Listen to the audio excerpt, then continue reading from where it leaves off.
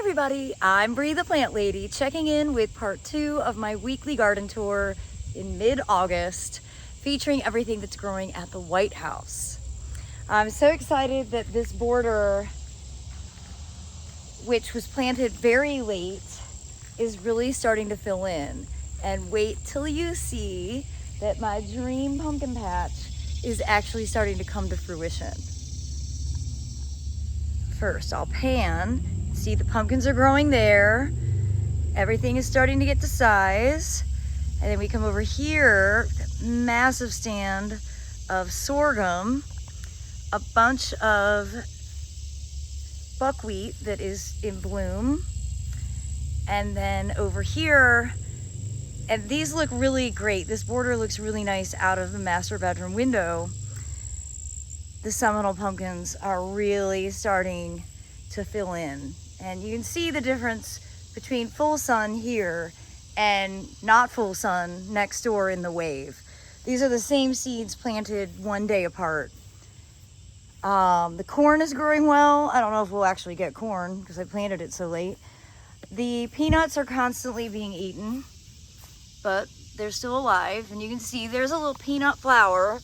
The way peanuts work is they're not a nut, they're a fruit.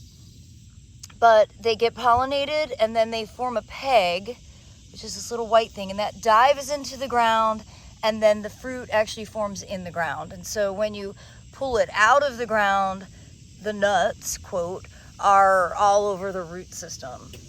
And we'll see if we get much of a peanut harvest, because the deer have eaten them to the point where they don't have any pegs going into the ground for production.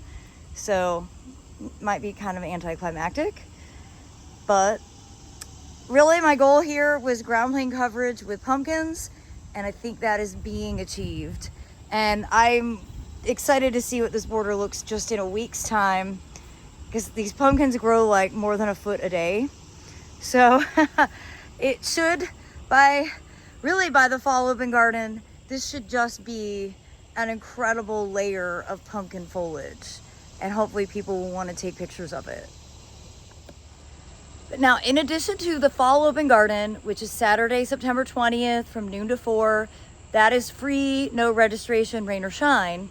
We are hosting a Labor Day weekend sip and stroll, which is a really fun experience. It is Saturday, August 30th from 6 to 8 p.m. Registration is $25 a person. And we'll have wonderful drink selection and snacks available. And we'll walk the gardens and really get some wonderful hands-on experience. And I've been debating on what to do as like my special add-on for the people who register. And I do have a bunch of cool season veggies that I might go ahead and start distributing to people. But I was also thinking about maybe making it an exclusive seed sale, so you get actually the very, very, very first opportunity to buy seeds by coming to the sip and stroll. I haven't completely decided, but I'm leaning towards that. So I'm going to go ahead and put the link in the description. If you're free on the Saturday of Labor Day weekend, I'd love to be able to host you here for the sip and stroll garden tour. Well, here along the back deck, not a lot that's very impressive, but you know, these are the only in-ground tomatoes that I have, and they are still alive. I don't think the nematodes have been activated in this bed yet. I think the deer are actually nipping the tops of these.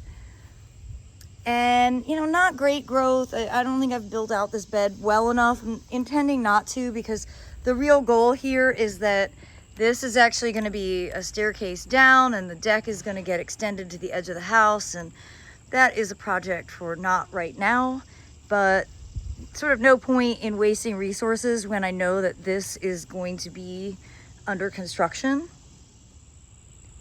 The beds at the greenhouse, I think, are pretty impressive.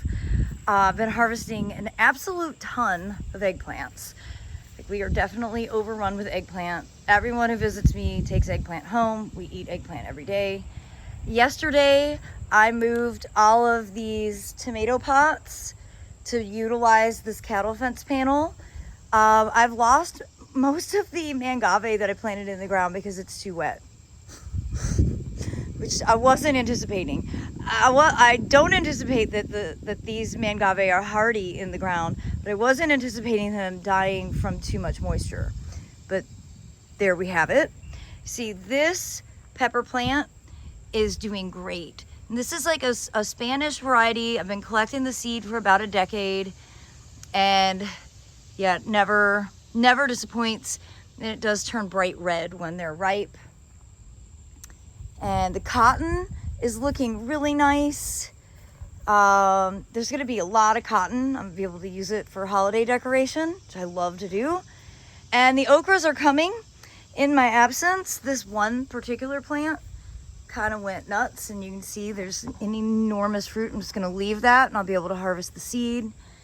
But I'm pleased to see that these have gotten so tall, and that soon I should be able to harvest on a daily basis. I love okra. And it's funny that I think the deer, they're like giraffes. They stand here and then they reach the okra that they can get to, but they don't actually walk in the bed. And they do continue to eat the apples, but pleased to see I've got some tomatoes. Now we're getting lots of fruit split, and that is from the rain, and there's nothing you can do about that.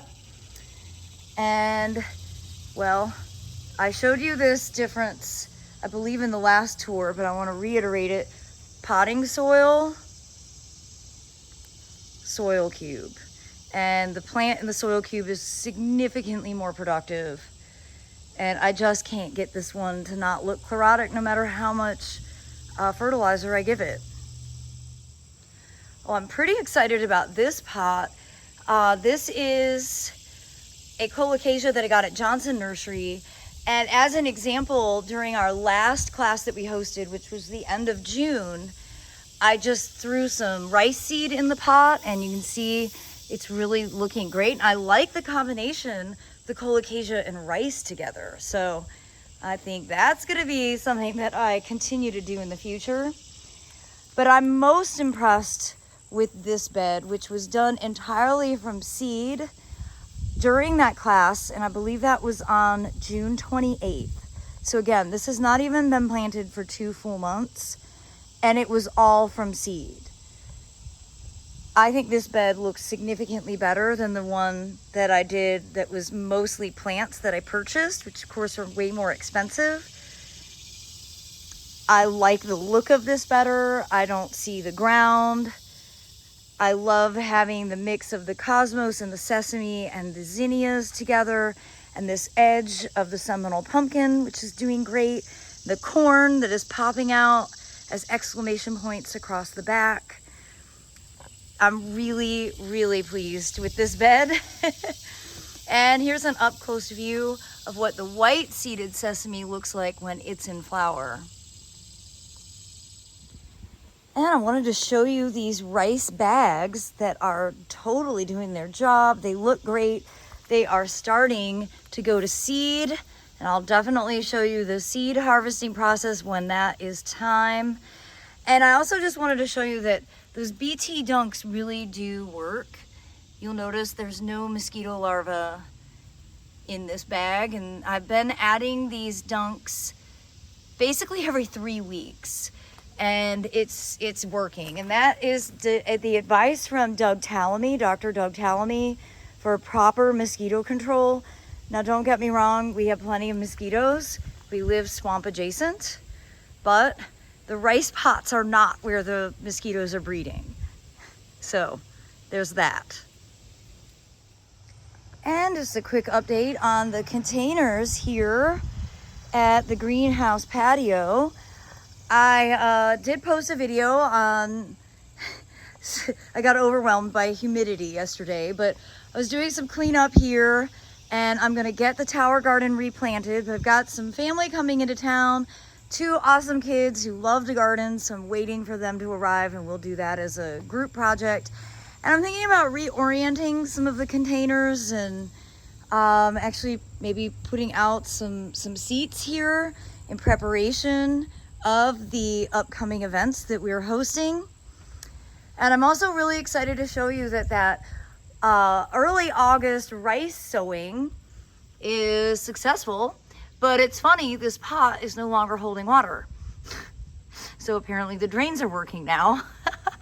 But that's okay because the rice is growing really well, and of course you can see it at this stage where it's just small and tender compared to here, which has been planted. This is of course the black Mudras that I've been buying as plugs from Hoffman Nursery, and I plan to do that again and have this available at the spring open garden.